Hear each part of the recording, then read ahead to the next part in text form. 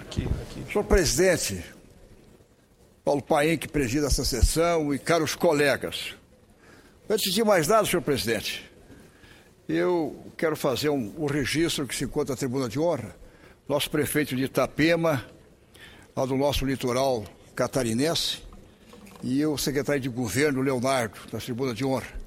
Itapema é uma cidade litorânea que fica entre Florianópolis e Itajaí, entre Florianópolis e Balneário Camboriú. É uma das cidades que mais cresce em Santa Catarina. Aliás, está crescendo a base de 8%, 10% ao ano. Até parece uma cidade que se equipara aí ao Panamá, à China, é uma evolução extraordinária. E nessa época normal do ano, você tem em torno de 50 mil habitantes. E durante o verão, senador Flecha Ribeiro, durante o verão ali vai para 500 mil de habitantes. Então é uma loucura. Itapema, cidade com as praias extraordinárias, e não só catarinenses brasileiros, muitos portenhos desses países do Mercosul visitam para passar seus veraneios nessa cidade. Então a preparação de infraestrutura é muito importante, por isso que eu faço o registro do prefeito e do secretário de governo da tribuna de honra do Senado. Mas, caros colegas, mobilização permanente. Esse é o nome do evento realizado ontem no Auditório Petróleo Portela pela Confederação Nacional dos Municípios.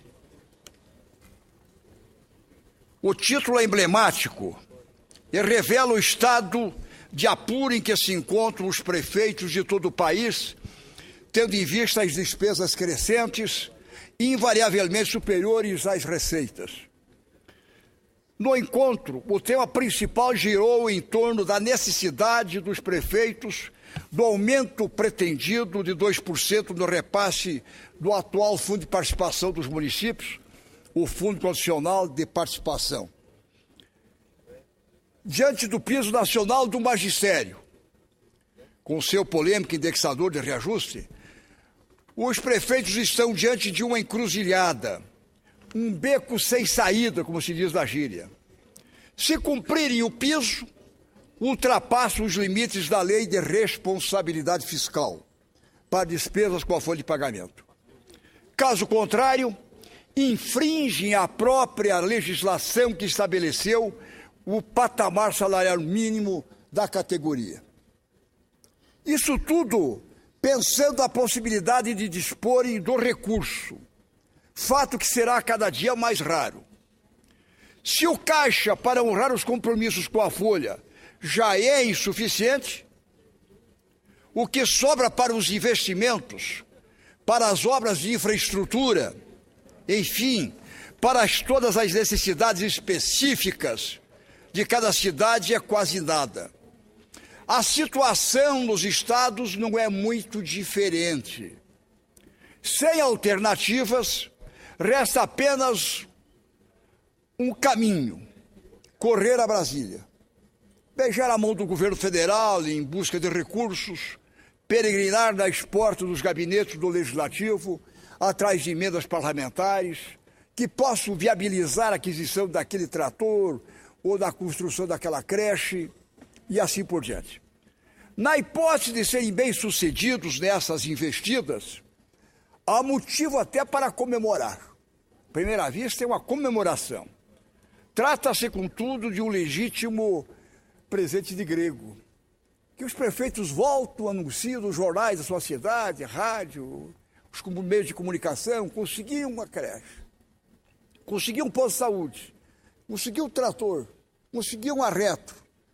Mas e aí, daqui um pouco, quando chega o trator, a prefeitura precisa contratar o operador, dar a manutenção, etc. Se chega o recurso da creche ou do posto de saúde para construir a parte física, logo vêm os professores, os médicos, enfermeiros, enfim, todos os profissionais indispensáveis ao serviço.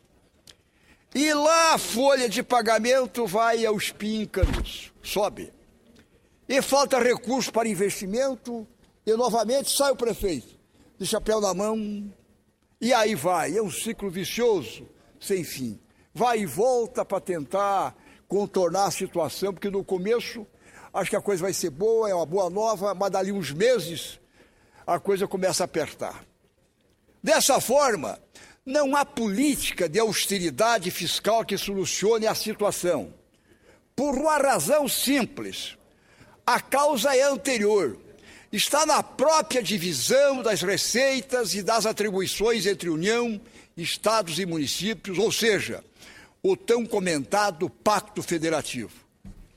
Desde a Constituição de 88, que nós estamos a comemorar, o casamento de prata com a sociedade brasileira, são os 25 anos, surgiu um verdadeiro cipoal de leis e regramentos relativos à divisão dos tributos entre os entes federativos e suas obrigações, que subverteu a intenção do legislador constituinte.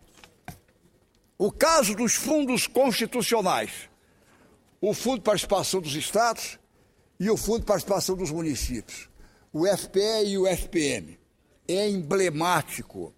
Criados com a Carta Magna de 88, eles são compostos pela arrecadação do Imposto de Renda e do IPI. São os dois impostos, o Imposto de Renda e dos sobre produtos industrializados com o IPI. Em 88, representavam 76% da arrecadação total do país, da União. 76% em 88, esses dois impostos. Com as mudanças tributárias implantadas e a criação de novos tributos, seu piso caiu de 76% para 55%. Baixou 21%. Enquanto isso, as contribuições, que são receita exclusiva da União, tiveram sua importância no bolo elevada de 24%, que era em 1988, para 76%. Ou melhor, de 24% para 45%.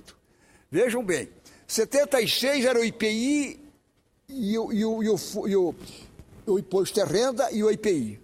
Em 88, significava 76% do bolo. Agora, com o tempo, em função das contribuições, aqueles negócios todos que se criou no governo federal, que não há participação com os estados e os municípios, só para a União, foi baixando esse bolo, 76% veio parar em 55%. E a parte da União, que era em 24% em 88%, subiu para 45%. Quero parabenizar o presidente da Confederação Nacional dos Municípios, Paulo Zinkowski, gaúcho como de Vossa Excelência, senador Paulo Paim, que lidera os prefeitos dessa longa jornada em busca do restabelecimento do equilíbrio federativo. Por mais relevante que seja exigirmos a vinculação de investimentos federais para áreas como saúde ou educação, não podemos relegar a segundo plano uma reorganização ampla do sistema, definindo, de uma vez por todas, novos papéis administrativos e permitindo independência financeira de nossos entes, rompendo o ciclo centralizador do poderio absoluto da União, dona do cofre. Por isso, teremos edificado a base sólida sobre a qual se construirá o desenvolvimento econômico e social do país. Trago isso, senador Paulo Paim, que preside essa sessão, trago essas considerações da tarde de hoje, porque a gente vê a cada maratona, a cada incursão aí de centenas e até milhares de prefeitos a Brasília. Voltam muitas vezes felizes, porque conseguiu o anúncio de uma creche, um posto de saúde, conseguiu um equipamento, conseguiu um arreto, conseguiu uma patrola, anuncia essas boas novas e dali uns meses constrói o posto de saúde, constrói a creche, mas aí começa o quê? Aí começa a ver os professores, colocar em funcionamento a creche, colocar o posto de saúde, os profissionais de saúde, contratá-los. Aí tem que respeitar o piso do magistério que foi criado a nível nacional, e aí a coisa começa a apertar. E aí a responsabilidade fiscal não deixa. E não tem o resultado para cumprir com isso.